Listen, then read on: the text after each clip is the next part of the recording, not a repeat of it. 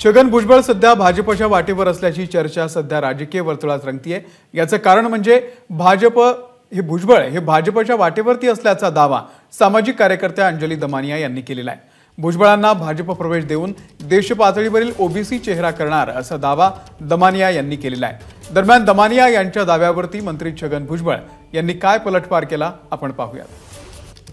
भाजपचा प्लॅन आहे की छगन भुजबळ यांना आपला देशभर पातळीवर त्यांना ओबीसी चेहरा बनवायचं।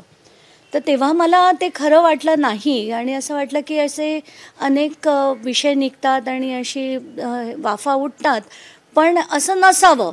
कारण हाच भाजप आहे ज्यांनी त्यांच्या विरुद्ध एक PIL केलं होतं, म्हणजे जनहित याचिका केली होती त्यांच्या भ्रष्टाचाराचं सगळं पितळ उघड करण्यासाठी।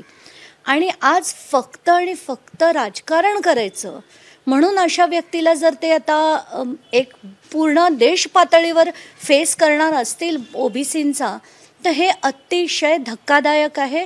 आणि जसं तुम्हाला माहिती आहे, मला जे कळतं ते कधीही चुकीचं असू शकत नाही। ते भाजपच्या वाटेवर आहे तेवढं नक्की।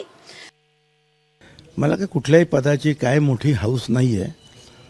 ओबीसीच्या बाबतीमध्ये मी आज नाही, गेली 35 वर्ष तुम्हाला सगळ्यांना माहिती आहे की मी काम करतोय आणि पार रामलीला मैदान, हरियाणा, पटना, जयपूर सगळीकडे मोठ्या मोठ्या रॅलीजसुद्धा झाल्या।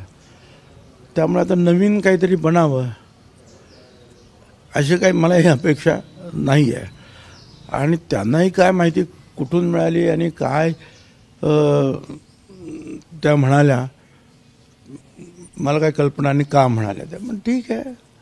आता त्या म्हणाल्या तर असलं काहीही प्रपोजल माझ्याकडे नाही।